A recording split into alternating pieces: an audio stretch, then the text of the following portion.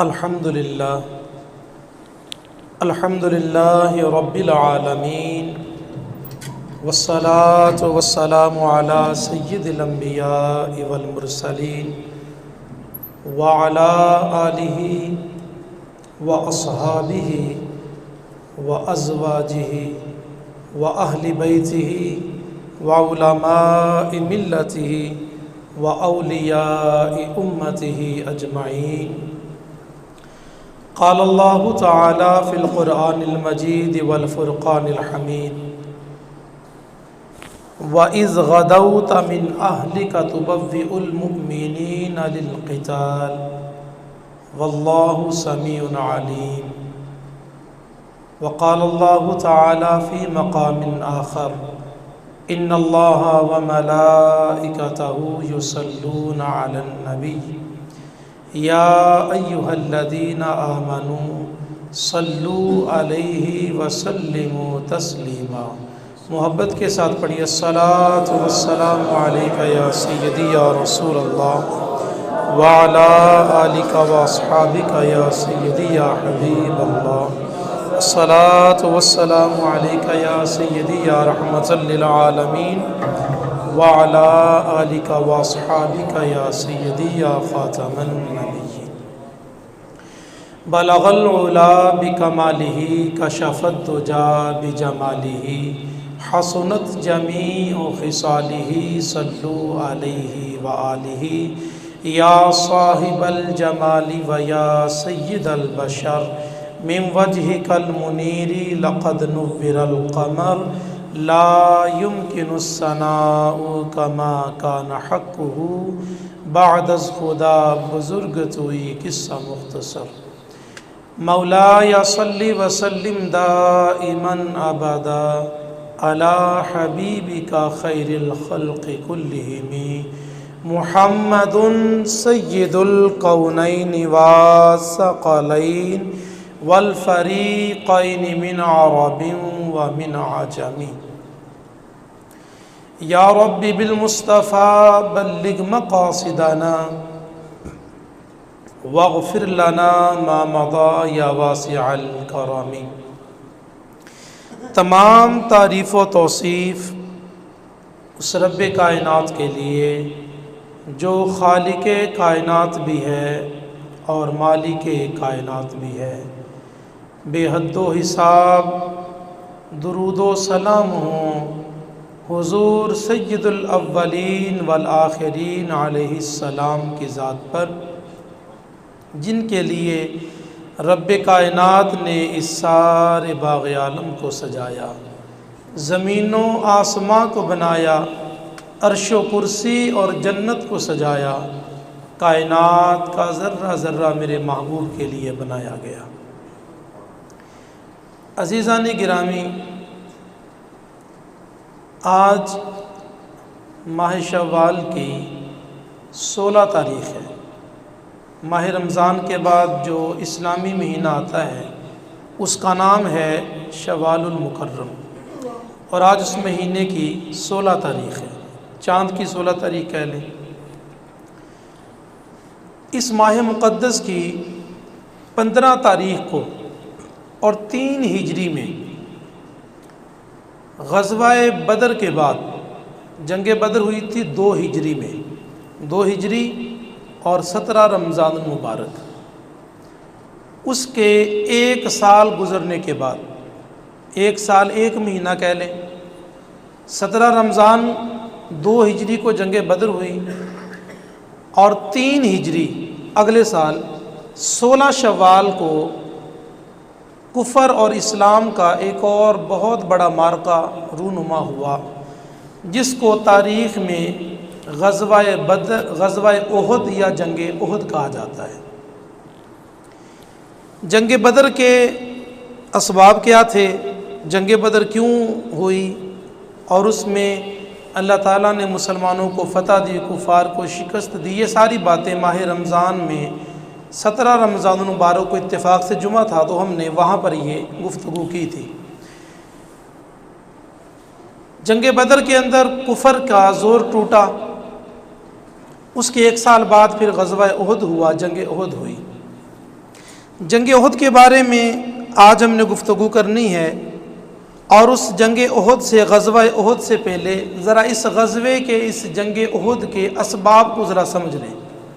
یہ ہوئی کیوں، نوبت کیوں پیش آئی، اور یہ واقعہ، یہ معرکہ میدان احد کے اندر مدینہ منورہ میں کیوں پیش آیا۔ شہر مکہ جو تھا اس وقت یہ ہر اعتبار سے عرب کا مرکز تھا۔ ایک تو وہاں پر اللہ کا گھر تھا، وہ تو تھا ہی، اس کے بعد مکہ کی سرزمین جو تھی یہ اس وقت سیاست کا مرکز تھی۔ جو بھی سیاسی معاملات ہوتے ان کا مرکز یہ سرزمین مکہ تھی، اور مکہ میں اہل قریش کا اس وقت ہولڈ تھا۔ سیاسی طور پر بھی یہ لوگ مضبوط تھے، معاشی طور پر بھی یہ لوگ اس وقت مضبوط تھے۔ مکہ مکرمہ میں ان کا ہولڈ تھا۔ جنگ بدر ہوئی، کفر کو شکست ہوئی، کفر کا زور ٹوٹا۔ اب جدھر کفر کا زور ٹوٹا اس کے ساتھ ساتھ مدینہ منورہ میں اور اس کے گرد و نواح میں مسلمانوں کی ہیبت اور طاقت بیٹھنا شروع ہو گئی۔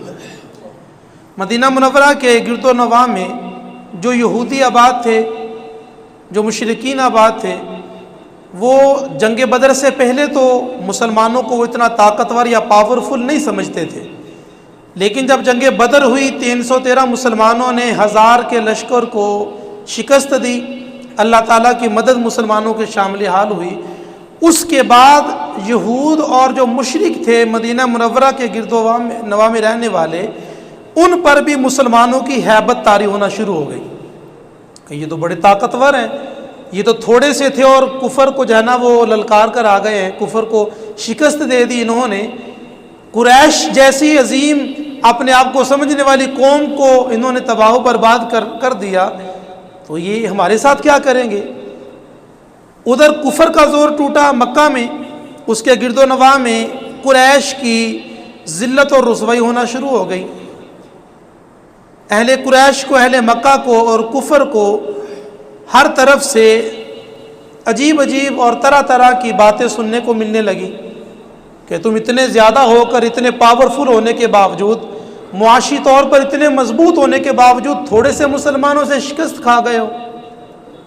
اب ان کا مرکز کمزور ہونے لگا اور ہر طرف سے انہیں یہ آوازیں سننے کو ملنے لگی۔ ادھر مدینہ منورہ میں مسلمانوں کا زور اور طاقت بڑھنے لگی، مسلمانوں کی طاقت قریب قریب کے قبائل پر اور زیادہ ظاہر ہونے لگی۔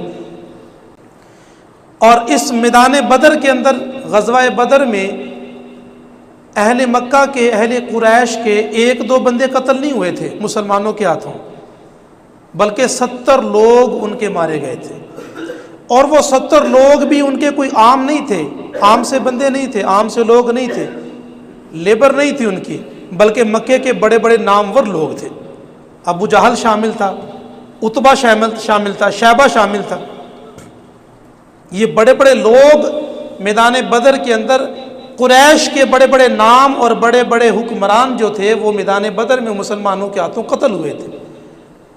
اب اس کا دکھ جو تھا، اس کا جو غم تھا، وہ اہل قریش کو دن بہ دن مسلمانوں کے خلاف بھڑکاتا تھا۔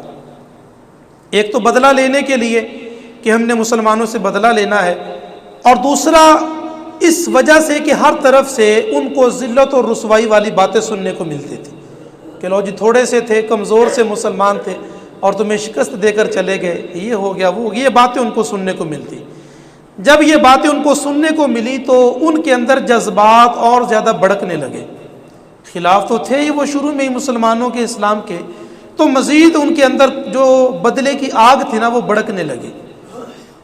جنگ بدر سے جب کفر کی واپسی ہوئی، اہل قریش جو بچے تھے وہ واپس گئے مکہ مکرمہ میں۔ اب وہاں پر ان کو پتہ چلا کہ جس قافلے کو مسلمانوں نے روکنے کا پلان بنایا تھا، ابو سفیان جو قافلہ لے کر آئے تھے، وہ قافلہ جو ہے نا وہ بغیر لٹے، بغیر کسی نقصان کے مکہ میں پہنچ چکا ہے۔ اب وہ قافلہ جو تھا، اس کا جو مال تجارت تھا، جو نفع حاصل ہوا تھا، وہ سارے کا سارا دار الندوہ کے اندر وہاں پر امانتاً موجود تھا۔ جو مکے کے بڑے بڑے لوگ بچ گئے ان میں ابو سفیان تھے، بعد میں مسلمان ہوئے، ان میں ابو جہل کا بیٹا تھا اکرمہ، یہ بھی بعد میں مسلمان ہو گئے۔ یہ کچھ لوگ تھے بڑے بڑے نامور، یہ بچ گئے نا، تو انہوں نے دارالندوہ میں میٹنگ کی۔ میٹنگ یہ کی کہ مسلمانوں سے ہم نے بدلہ لینا ہے اور کیسے لینا ہے۔ سب سے پہلے تو فنڈنگ کریں، کوئی بھی کام ہو، دین کا ہو دنیا کا ہو، اس کے لیے فنڈ تو ضروری ہے نا جی، کوئی بھی کام ہو اس کے لیے پیسہ تو بنیاد ہے۔ تو کہا جی پہلے سب سے پہلے فنڈنگ کیسے کرنی ہے، پیسے کیسے جمع کرنے ہیں۔ تو فیصلہ یہ ہوا کہ جو قافلہ ملک شام سے آیا ہے نا، اس قافلے میں جن لوگوں کا سامان تھا، مال تجارت تھا، اس کی اصل قیمت ان لوگوں کو دے دی جائے، اور پورے قافلے سے جتنا نفع حاصل ہوا ہے نا، پورے تجارت کے مال سے جتنا نفع ملا ہے، وہ سارے کا سارا منافع مسلمانوں کے خلاف لڑائی کرنے کے لیے استعمال کیا جائے۔ اور وہ منافع کتنا تھا؟ 50,000 دینار، 50,000 سونے کے سکے۔ اور دینار کی اس وقت جو وزن تھا نا، وہ ایک دینار کا وزن، ایک سونے کے سکے کا وزن 4 ماشے سے کچھ زیادہ تھا، 4 ماشا اور اس سے کچھ زیادہ ایک سکے کا وزن تھا۔ اب اس ایک سکے کو 50,000 کو آپ ذرا 4 کے ساتھ ضرب دے لیں تو وہ سیدھا سیدھا جو ہے نا وہ 2 لاکھ کے قریب وہ ماشے چلے گئے۔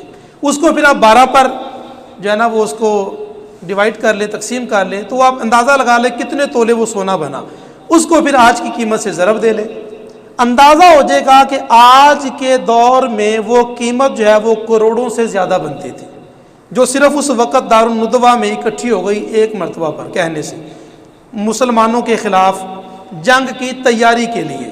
اس سے انہوں نے اوزار خریدنے تھے، تلواریں خریدنی تھی، زریں خریدنی تھی، جنگ کی تیاری کر۔ اس کے بعد انہوں نے دوسرا یہ کیا کہ مکے کے گرد و نواح میں جو قبائل تھے مسلمانوں کے خلاف، ان کو پیغام بھیجا اور ان سے کہا کہ اپنے سپاہی بھی تیار کرو اور اپنا مال بھی جمع کرواؤ، مسلمانوں کے خلاف جنگ کرنی ہے۔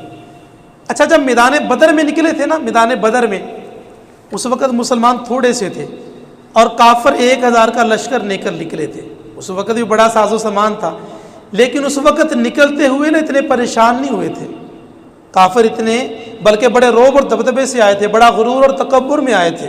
ابو جہل نے کہا تھا مسلمان تھوڑے سے ہوں گے میدان بدر میں، کہنے لگا کہ اب نا مسلمانوں سے لڑنے کی ضرورت نہیں ہے، بلکہ رسیاں اکٹھی کرو، ان کو باندھ لیتے ہیں اور باندھ کر ہر میں مکہ میں لے جاتے ہیں، وہاں پر ان کا فیصلہ کریں گے۔ بڑا غرور تھا اس وقت کفر کو۔ جب غرور ٹوٹا نا تو اب دوسری مرتبہ لڑنے کے لیے، تیاری کرنے کے لیے پیسے بھی اکٹھے کرنے لگے، لوگوں کی منتیں بھی کرنے لگے۔ جب مسلمانوں کا ایمان مضبوط ہو جائے نا تو کفر کو سامنے آنے کے لیے بڑی جرأت چاہیے ہوتی ہے۔ اتنی آسانی سے کفر مسلمانوں کا مقابلہ نہیں کر سکتا۔ یہ تو آج کے دور میں مسلمان ہی جو ہے نا وہ اپنا انہوں نے بیڑا غرق کر لیا۔ ہم نے مل جل کر اپنے عقائد کمزور کر لیے، اپنا ایمان کمزور کر لیا، اپنا عمل کمزور کر لیا، ہم نے مل جل کر ایک دوسرے کی جڑیں کاٹنا شروع کر دی۔ یہ تو مسلم حکمرانوں نے تباہ و برباد کر دیا مسلم نسل کو، وگرنہ کفر کی جرأت تھی کہ اتنی آسانی سے مسلمانوں کے اوپر حاوی ہو جائے، جرأت تھی کسی کی بیت المقدس کے اوپر حملہ کر جائے، ایسا نہیں تھا۔ یہ تو آج ہمارا اپنا مسئلہ ہے۔